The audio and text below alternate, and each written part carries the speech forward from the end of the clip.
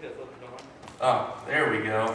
Look at that. You know, one of the biggest problems, one of the hardest things about speaking, I should say that, is not necessarily the preparation of the lesson. It's not necessarily the meditation about the lesson. It's a lot of times has to do with this thing that I'm wearing, because so many different churches have different ones, and sometimes they tell you to wear them certain ways or press certain buttons, and sometimes you just mess it up every time. I thought that was going to be funny, but I guess it wasn't. So, that's, as a speaker, it seems like I try to do that. I had like a joke and no one ever laughs, but usually the point where no one laughs is when they start laughing because they realize I feel bad for myself. So that's good. My name is Paul. Like I said, I'm a student at Freed Hardeman. I'm studying Bible and psychology. It's taken me a while to get to that point. When I came in, I was going to do Bible and I was going to do public relations. Well, actually, I was going to do Bible and philosophy, but then I think Freed Hardeman realized when you only have 2 philosophy majors, you probably don't need to really have that program around necessarily. So I'm not a philosophy major, obviously.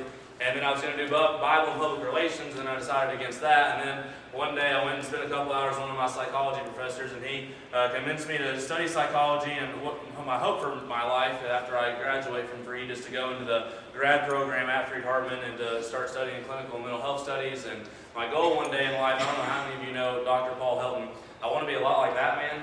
He's got a lot of good things going for him, and he's been very successful so far. And I love to see what psychology can do in ministry, and how the study of the human mind and how we think and how we work and just what we do in our lives can really affect also our relationship with God and how we view God. And so I hope that can happen one day for me. And if I do that, I'm going to be in school for 30 till I'm like 32 or whatever. So I guess I'll be around Freed for a while, which means I get more candy from Miss K. So that's a really good thing. And you may think that's really weird, but I have classes from like 11 to 4 every day.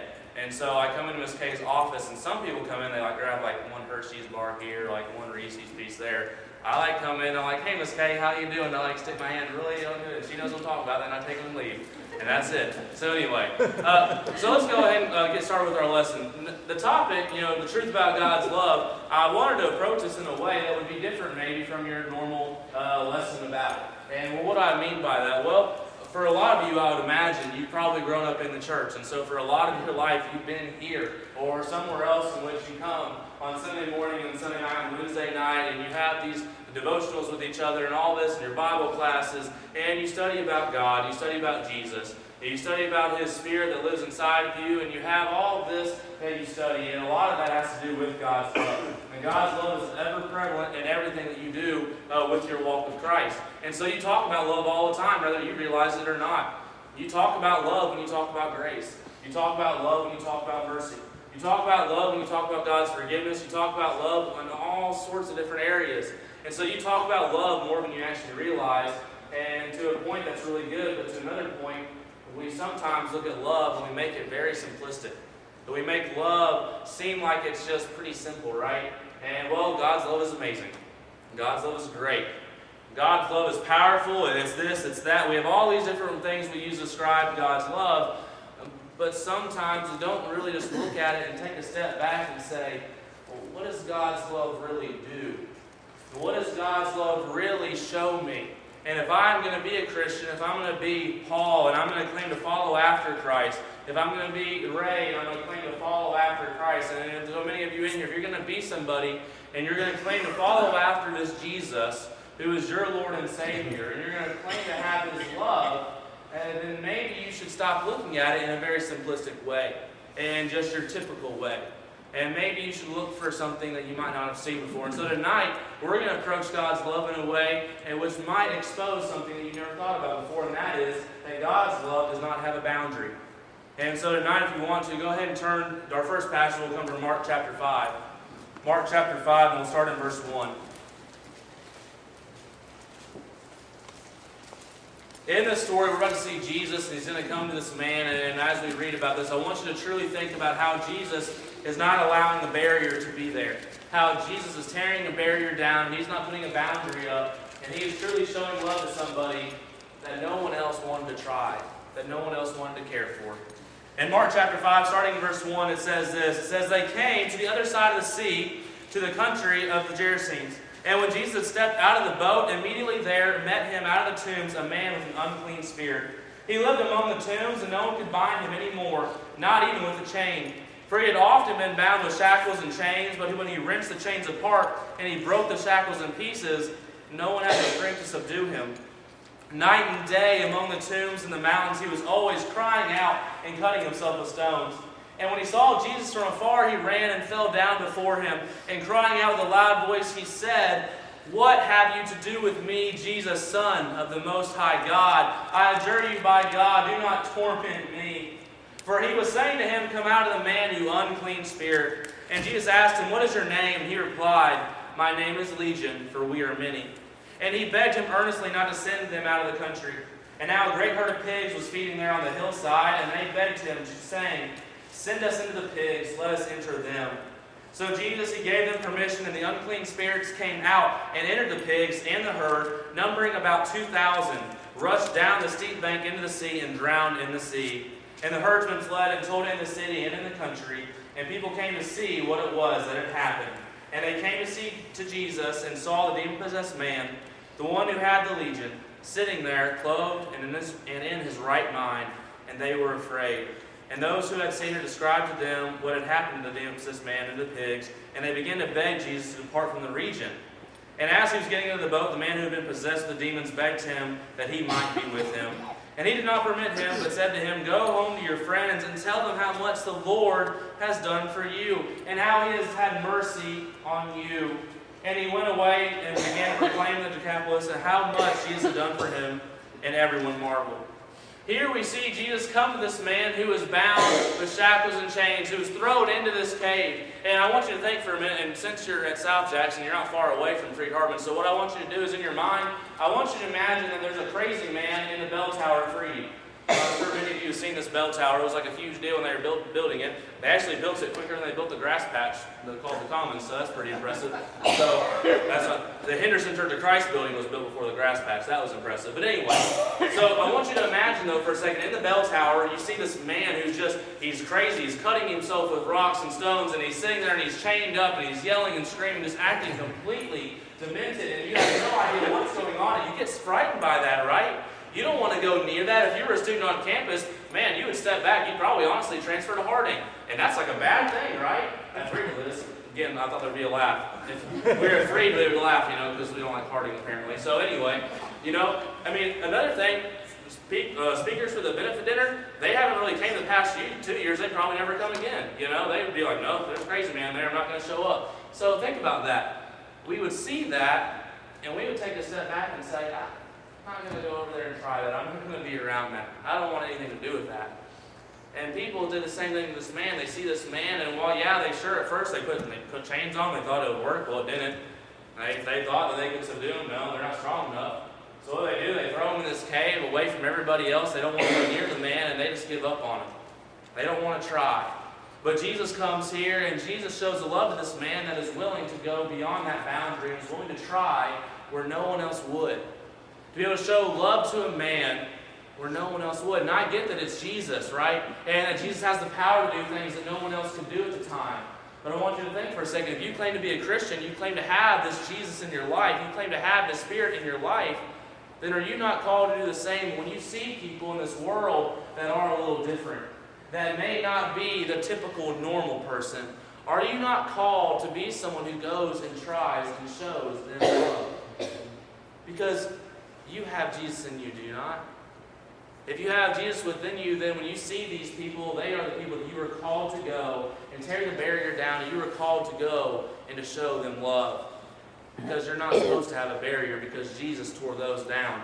What else did Jesus do when we talk about these barriers, these boundaries? Well, Jesus also went, and in John chapter 4, if you'll turn there with me, in John chapter 4, starting in verse 7, you'll see that Jesus goes and he also shows love where it's not expected. Starting in verse 7 of John chapter 4, it says this. A woman from Samaria came to draw water, and Jesus said to her, "Give me a drink." For his disciples had gone away to the city to buy food, and the Samaritan woman said to him, "How is it that you, a Jew, ask for a drink from me, a woman of Samaria?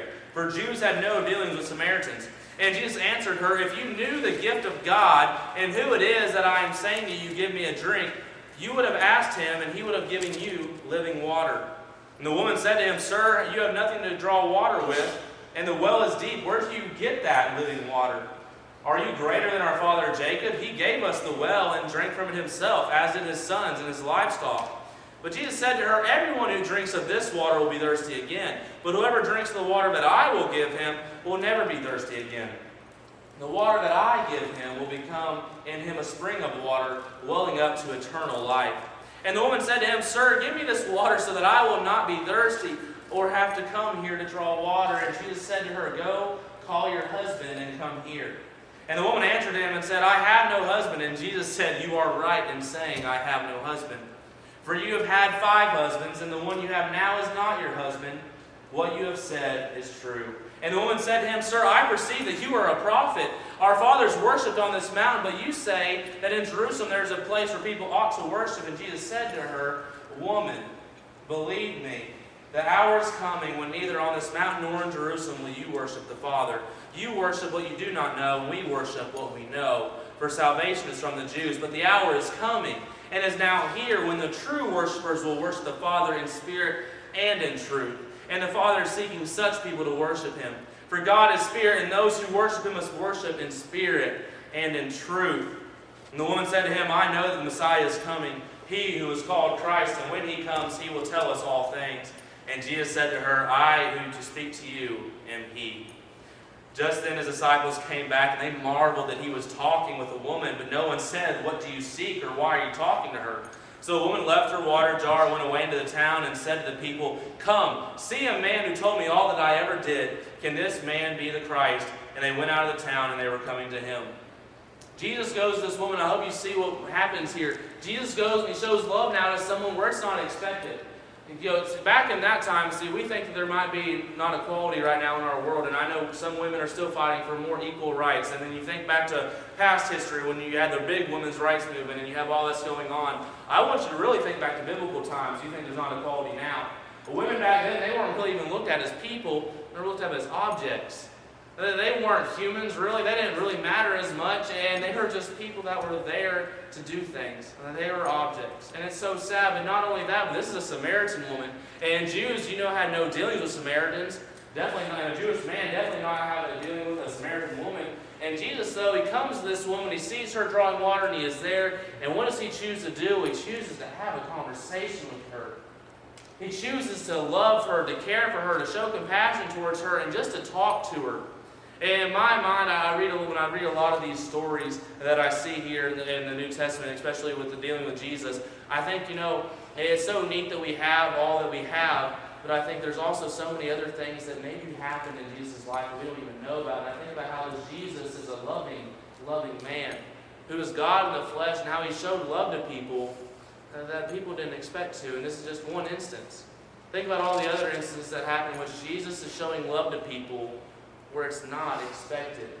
Jesus is a man that walked on this earth, and as he's walking, sure, he has a lot of followers that love and care for him, but also as he's walking, we see numerous times he's walking and there's people that are shouting hate towards him. Shouting things towards him that he would never want to hear, really, would he? We wouldn't want to hear him, but he dealt with it. He's walking and he's having people spit at him, and people that hate him for what he's doing. You have the Pharisees who definitely don't like him at all, right? But Jesus is loving where it's not expected. And if you are going to claim to be a Christian, if I'm going to claim to be a Christian, and we're going to claim to be people that love all people, then we are also called to go and love where it's not expected. What's sad today is people don't expect Christians to really love people anymore. They've gotten to the point where they've realized that Christians have become pretty judgmental, where Christians have actually become pretty hateful people. And that's really sad and pathetic, because we are being judged now for what there is in the minority of the church, where there are people that are showing hate and not love. There are people in the church that instead, when they get on social media such as Facebook and Twitter and all these things, they don't show love towards people. They show hate. And they don't love people anymore because they feel like, I'm not expected to love that person. And that's what's so pathetic, because we're expected to love all people, regardless if they're different than us or not. We get so wrapped up in this idea that we are just supposed to be confined to the people in this room, right? To our brothers and sisters. That's who we're supposed to love, right? No. We're supposed to go and love all people. You're not expected to just love here. You're expected to love in there, in the world. There's people that are hurting and dying and needing someone to be like Jesus and come to them and show them compassion, to show them love, to show them that just for a minute even, that you care about their life. And that you don't just care about yourself. That you're willing to put aside all the differences and love where it is not expected. Well, what else does Jesus show about tearing down barriers? Well, if you would, go ahead and turn to John chapter 8. John chapter 8, and starting in verse 2, we see where now Jesus goes, and Jesus loves where it wasn't thought to be deserved. John 8, starting in verse 2, says this: Early in the morning he came again to the temple, and all the people came to him and sat down and taught them. And the scribes and the Pharisees brought a woman who had been caught in adultery, and placing her in the midst. And they said to him, Teacher, this woman had been caught in the act of adultery. And now in the law Moses commanded us to stone such a woman. So what do you say? And this they said to test him, that they might have some charge to bring against him. But Jesus bent down and wrote with his finger on the ground. And as they continued to ask him, he stood up and said to them, Let him who is without sin be the first among you to throw a stone at her. And once more he bent down and wrote on the ground. But when they heard it, they went away one by one, beginning with the older ones. And Jesus was left alone, and the woman standing before him. And Jesus stood up and said to her, Woman, where are they? Has no one condemned you? And she said, No one, Lord. And then Jesus answered and said, Neither do I condemn you. Go, and now from sin no more. Jesus goes, and this woman is brought before him, and we know the story really well, right? These Pharisees, there's a lot of speculation. What did the Pharisees do? They just drag this woman in off the streets. Does she even do anything wrong? It's possible they could have done that. They really hated Jesus, and I'm sure they were willing to throw away a life just to be able to get Jesus on the wrong side, right? Or does this woman really caught in adultery? Or was it a setup to catch her in the act of adultery? Who knows? But the fact remains, this woman is brought here, a woman that is not deserving of love by any means. She's a woman. She's someone that was caught in adultery. She has been doing things she didn't need to be doing. That's so sinful, so wrong. She doesn't deserve love. Surely this man, he's going to say, go ahead and stone her. Be done with her. But no, Jesus says, out of all of you, the ones that have not committed sin at all, you go ahead and you throw the first stone. And then he bends down again, doesn't even look at them. And these men, they walk away one by one. And I can just imagine it. You picture these men just so sad and so angry at the same time that they couldn't get Jesus to fail. And they walk out of this place. And the woman is left there, still alive. And Jesus looks at her and says to her, Has no one condemned you? She says, No, Lord. He says, Well, neither do I. So go on and don't sin anymore. Jesus loves a woman in which other people don't think that she's deserving of it. Surely she doesn't deserve it. Surely she's not worth it. But Jesus says, You know what? I feel as though you're deserving. I know you're deserving. Go and sin no more. Are we not called to do the same thing? We have people in the world today, Christians in fact, that look at other people and think that they're not deserving of such love. You're a homosexual? Oh, don't come to my church. I don't want you here. It's pretty pathetic, isn't it? Oh, you're someone that believes that abortion is okay? Don't come near me on Sunday morning. Oh, you're someone that you support President Obama? You support the Democratic Party? Yeah, let's not talk. It's pretty pathetic, isn't it? Or people, we've gotten to this point now in which, and I think it's so pathetic, I see it all the time on social media, people that claim to be Christians, but oh man, if you ever stand up for something that someone says that is a different viewpoint than the traditional Christian, oh, they'll let you know about it. And they'll tell you how wrong you are for it, and how you're such a sinful person, how you need to really rethink your life and reevaluate yourself. And they spit hate towards one another, and I think, it's so sad, is it not? Because we have gotten to the point where we look at people and we base their views to be rather not they deserve love from us. But Jesus says that we all deserve His love. And that no matter what your viewpoint on different things in life might be, rather they be wrong or right. And I'm not saying that someone that believes in abortion, that they're in the right. I'm not saying that. I'm not saying that homosexuals are in the right for being people that want to have a same-sex relationship. I'm not saying that. But what I am saying is there's other people also that we seem to skip over and we don't care. We don't, oh, that's fine, they can do that. We seem to pick out these things, right? And we shove people away. We act as if they're not deserving of God's love. But Jesus says, you know what? You're all deserving. And you want to know why? Because of what Jesus did in Luke 23. In Luke 23 and verse 33, it says this. Luke 23, verse 33. And when they came to a place that is called the Skull, there they crucified him and the criminals, one on his right and one on his left. And Jesus said, Father, forgive them, for they know not what they do. And they cast lots to divide his garments. And the people, they stood by watching. But the ruler scoffed him, saying, He saved others, let him save himself. If he is the Christ of God, he is the chosen one. The soldiers also mocked him, coming up and offering him sour wine, and saying, If you are the king of the Jews, save yourself. There was also an inscription over him that said, This is the king of the Jews. One of the criminals who were hanging railed at him, saying, Are you not the Christ? Save yourself and us. But the other rebuked him, saying, Do you not fear God, since you are under the same sentence or of condemnation? And we indeed justly, for we are receiving the due reward of our deeds, but this man has done nothing wrong. And he said, Jesus, remember me when you come into your kingdom. And he said to him, Truly I say to you, today you will be with me in paradise. And it was now about the 6th hour, and there was darkness over the whole land until the 9th hour.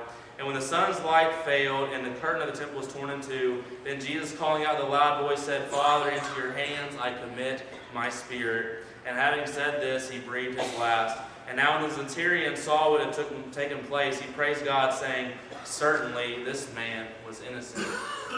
You want to know why people that we don't try to talk to are still deserving of God's love? You want to know why people that don't expect God's love, you want to know why they're still deserving? The people that we really think aren't deserving, you want to know why they are? Because Jesus, when he was hanging on that cross, he didn't look down at all these people. And sometimes people have in their mindset that there was, just a few guards here and there, and there was a couple of people watching, the ones that cared about Jesus. I remember back in when I was taking the Gospel of John with Doug Burleson for Greek 3, we talked about the crucifixion scene a lot. And how it's very likely and possible there was more than just a few people there. Very well could have been hundreds and hundreds and hundreds and hundreds of people watching Jesus be crucified, watching him die. And Jesus looks down at all these people hanging on that cross, and he doesn't look at them and say, Father, destroy them all and take me off this cross. He doesn't say that. He says, Father, forgive them, for they know not what they do. Jesus loved them. He loved them without a barrier. Because regardless of whether people wanted to try or not with each other, regardless if they were expecting love, regardless if they deserved his love, Jesus said and looked down at them and tore the barrier down and said, I forgive you all. Jesus showed a powerful love. A love that, as it was said in the prayer, that we can't contain in a box. Sometimes it's so sad because we try to.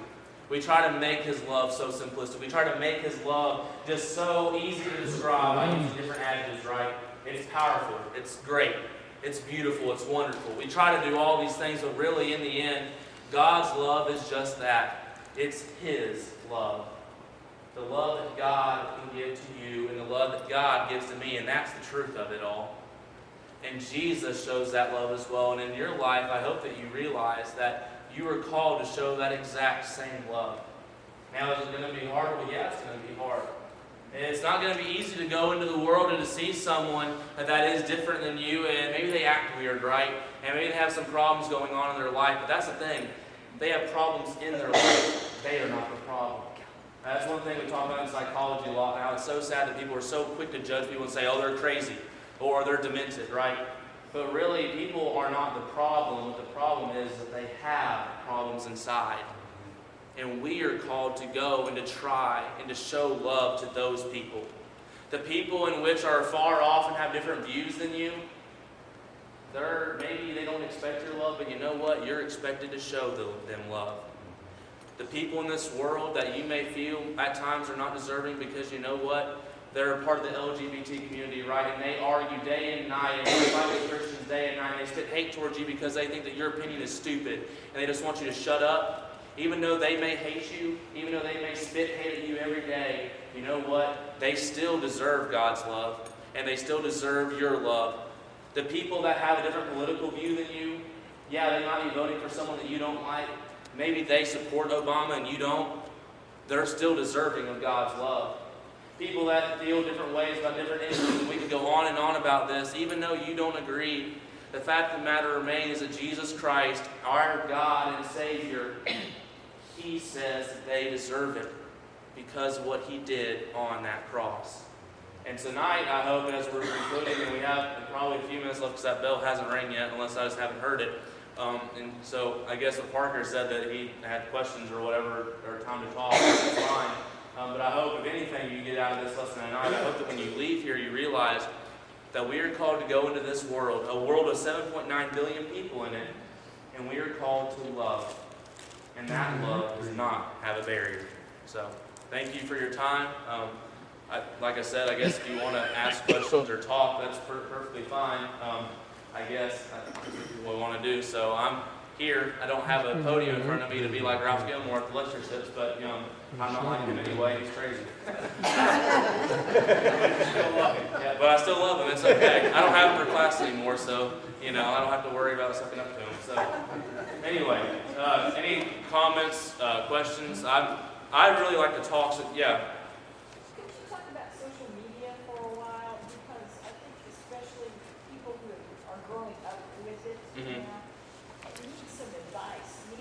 Oh, yeah.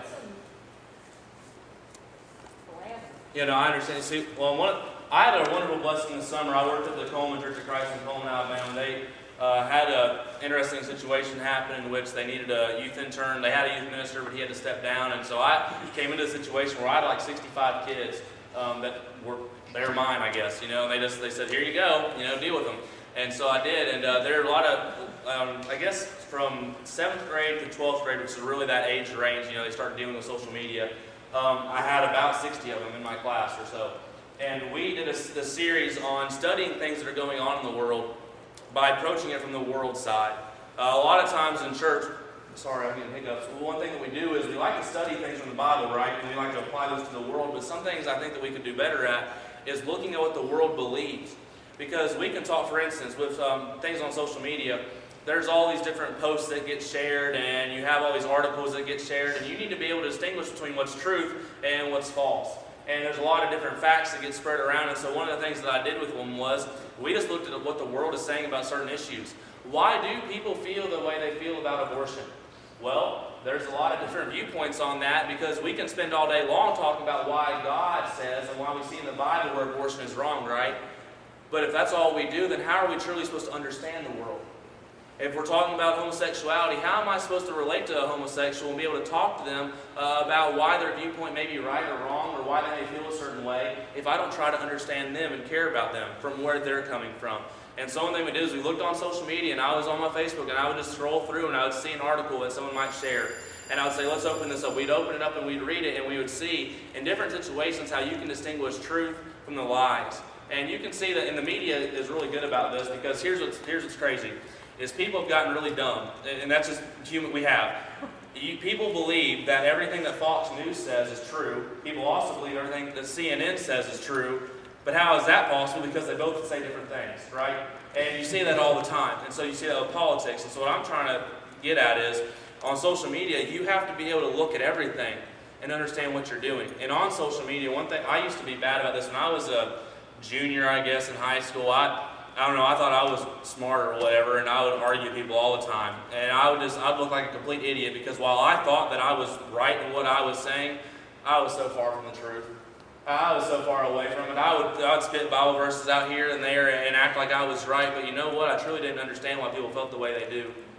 Now, a lot of people have this understanding and this feeling that, well, homosexuals want the right to be married right now because, well, they just want to be able to have sexual intercourse with one another, and that's just going to be that.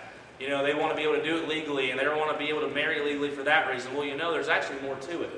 They actually want equality because, you know what, they're now given tax right, the benefits, right? They're able to have their benefits as far as how their life works with their finances, right? They have all these different benefits that happen now to where they're treated more equally. And it's not that they're trying to be a bad person. It's not that they're trying to make Christians feel as though they're ruining marriage. They just want to feel as though they're equal. They're not bad people, but that's where they're coming from. And if you can understand that, then you can finally go up. And I'll tell you, I had 3 homosexual teenagers in my class on Sunday morning that are dealing with homosexuality. One girl had a girlfriend at a point in time. And we got to this point where, it's so crazy, but they were able to understand if you can go and talk to them about why they feel the way they feel, if you can say, you know what, I get it, and I understand it, then you don't have to be ignorant at times. I think that's what happens is we get ignorant about a lot of things. We think we know it all, and on social media, you got to realize you don't. As a human being, and this one thing we talk about atheism, we use this because people all the time trying to say that God doesn't exist on social media, and you see that a whole lot too. What you have to realize is that you will never know it all, and I will never know it all. For instance, for a second, I want you to imagine in your minds, I want you just to picture this big whiteboard, right? And I want you to draw a circle that is containing all the information that you could ever possibly know in your mind, okay? And that's a lot, if you think about it. And now that you have this big circle that contains everything that there is to know in the world, I want you to draw a circle that you think about how much you know. And if you're like me, your circle's probably pretty small. Unless you have some brain ignorance and you think that you're really smart, because the truth of the matter is, none of us really are. There's a lot out there that we just don't know, that we just don't get. And with atheism, atheists will say, well, you can't prove your God exists with science, and all you can do is say that you have faith in your God, so you're wrong. Well, you know what? They can't prove with science that there is no God. Their faith is stronger on the side that there is no God. Well, you know what? When I have this little circle here, and then I have this bigger circle that contains all these unknowns, I have more faith that there is a God that exists in this unknown realm than there's not a God. Because I see the beauty in this world, and I see that there had to be something that created it. Will I ever be able to say that beyond the shadow of a doubt that I know there is a God? No, because I cannot scientifically prove it. But what I can do is I can say with my faith that I 100% believe it. And there's a difference with that. And so what I'm hoping, I know that kind of got off, but I'm trying to tell you, like in social media, you've got to look at everything. And with your faith as a Christian, it's okay to say, you know what, I believe in God because I have faith in my God. And that is a correct answer. And it's never wrong. I guess we have like a minute. So is there anything else? I hope that was right. It's such a broad thing, you just can't, do it. Anything else? I think social media has just been abused. Oh, it's definitely been abused. It's so sad. You can't even... I follow CNN on Twitter just because I really got tired of following Fox News recently. It just got annoying. And that's my view on it. You can take that for what you want. But today, even I almost unfollowed CNN on Twitter because they're showing the Pope like he was a god. And I'm just like, this is just an old man that... And I'm not just saying he's just an old man, but I understand he's highly respected. Okay, I'm not trying to say that. I don't want to get shot when I leave here or something. Someone put that in the world, they think I was a threat to the Pope. I'd never get back to Freed. That'd be bad. They want to get $29,000 next year. So anyway, Miss K can't tell anybody I said that. It's getting so abused because you can't get on there anymore, and you can't feel safe what you're looking at. That's where you have to be if you're on social media, and as the kids get older, they have to truly be trained in the art of understanding what is real and what is fake. Because if you can distinguish those things, then it's okay. But if you can't, then you're going to get led so far astray. And you see that in the church. You see people that, not even on social media, but just like in teaching, if you can't distinguish what is true and what is false, then what is it? Some of you here tonight, for instance, you might not have really focused deeply into my lesson, and I could have been teaching things that were completely fake, and you would have been led astray to believe that they were real. And I'm not saying that I did. I hope that I stayed. I prayed about it, I studied it, and I feel like what I said was correct tonight, but it's very easy because as people, we've been trained to be almost dumb, and that's sad. Because we've gotten so comfortable with accepting things in our life and that just being it, But, okay, this is true? All right, it's true. And we go on. So we need to be careful about that, and we need to truly, as people, be willing to study. And as Paul writes, he says, you always need to be able to study to show yourself approved. You need to do that not only with the Word of God, but you need to do that now more than ever with what's going on in the world. Because with all the things that are going on, if you can talk to somebody about what's going on and truly understand the topic, then maybe Christianity will look a lot better because we don't look like we're just a bunch of Bible thumpers. And I'm not trying to say that's a bad thing, but what I'm saying is we have to be able to know the people of this world, or else we'll never be able to meet them where they're at. So that's all the time we have. I've appreciated so much being with you. I love that I got to come here. I've loved Ray and Kay. Ray and Kay. That's good. I love them very much and known them through Horizons for a long time. And so I'm very thank you for having me here tonight, and the elders and all. Thank you so much. It's been a blessing to me, and I hope that you have a wonderful night.